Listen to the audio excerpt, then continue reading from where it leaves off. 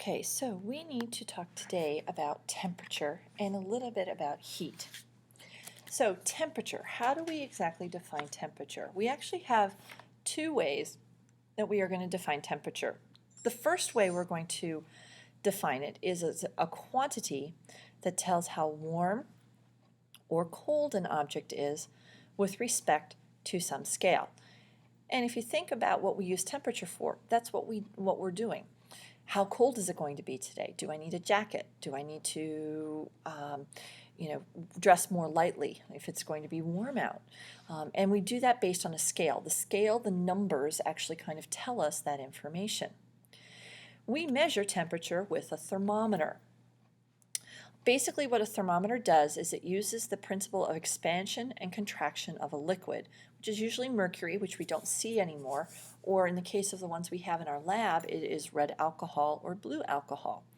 Basically, as the warmer the object is and the warmer the thermometer is, the faster those particles move, and they actually get pushed up a little tube inside of the thermometer. The cooler it is, it drops down. They contract and they come together. So temperature is related to the random motion of the molecules. So when we're measuring temperature, what we're actually measuring is that motion. And so that's why this next bullet point, I really want you guys to put a star next to it, something. This is a really important concept. Motion is kinetic energy, if you remember. So what we measure when we measure temperature is actually the kinetic energy that a substance has. Okay, so that part is important, and so that leads us to our second definition, which kind of puts this more clearly, and I also want you to kind of star. Temperature is the average kinetic energy per molecule in an object. So when we define temperature, when we're measuring temperature, we are measuring the kinetic energy. How fast are those particles vibrating or moving in place? How slowly are they vibrating and moving in place if it's a solid? Are they sliding past each other? Are they moving around very quickly? Is it a gas? So temperature measures the motion of our atoms and our molecules. But what you have to realize about a thermometer is actually not technically measuring the temperature of the substance. It's recording its own temperature.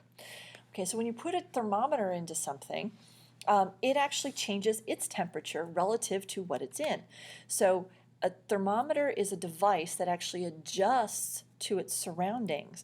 And so the readout that we see is actually the temperature of the thermometer itself. What we actually do is we have to wait after we put a thermometer into something for it to actually register that adjustment time. So, there are times where the temperature will continually go up or continually go down, and once it stabilizes, it means it has actually reach that actual true temperature of the substance that is in. This works because energy will flow from the thermometer and the surroundings, so it'll go back and forth until we get this equilibrium. And that's when the temperature stops changing. And that is the point at which we actually want to read the thermometer reading. Now we have a couple of special things that we want to talk about with temperature.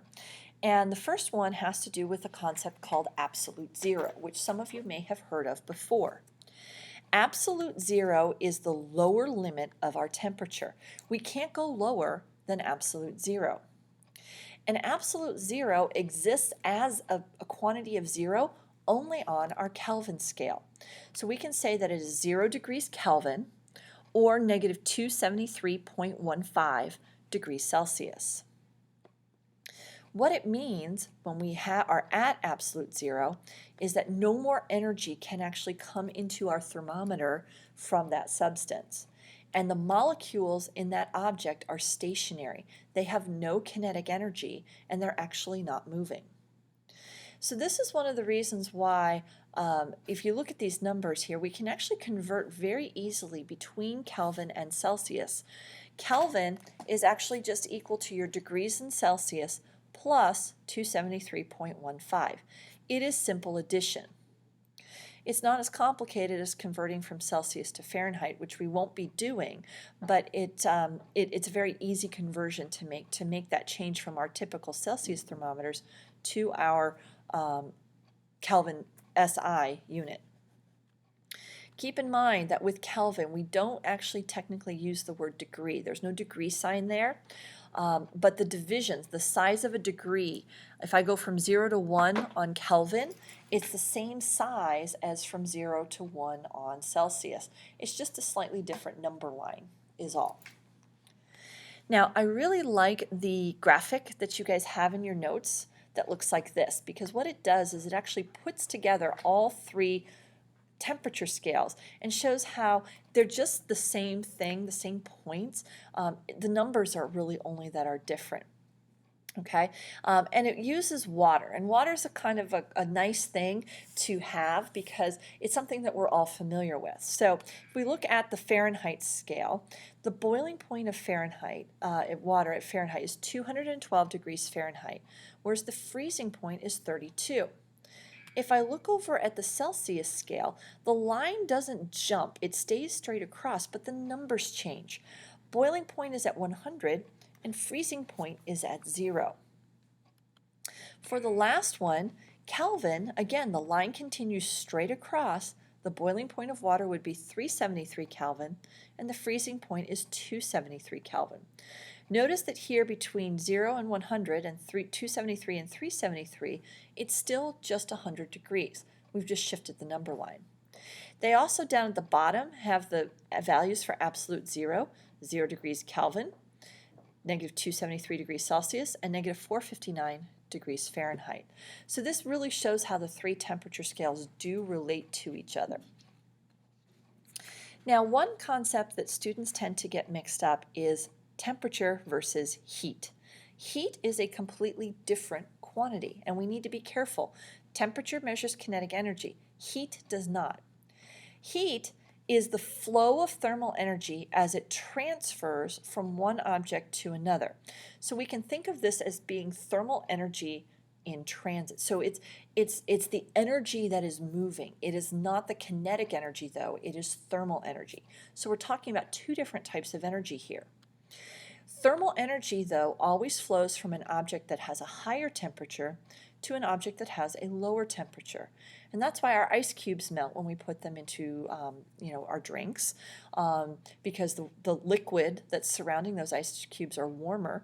And so the energy from the drink is going to flow into the ice cubes and it's going to melt them. Higher temperature to lower temperature. Okay, a large bowl of warm water sitting on a table. Does it contain any heat?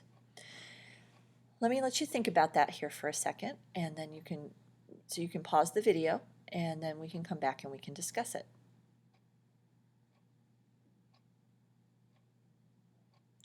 Okay, so that large bowl of warm water, the fact that we are calling it warm tells us that it is not the same temperature as our hands, and it is not the same temperature as the surroundings necessarily. So the fact that we perceive it as warm tells us that there's thermal energy that is coming from the bowl to our hand, and therefore we have thermal energy in transit, so yes, we have heat. Okay, at this point then, I have a video that you guys are going to watch, and there is a worksheet that goes with it on heat and temperature. Okay, Ms. Rice will actually pass that out, and then afterwards it will get collected. So please make sure that you are paying attention and that you are filling this out to the best of your ability.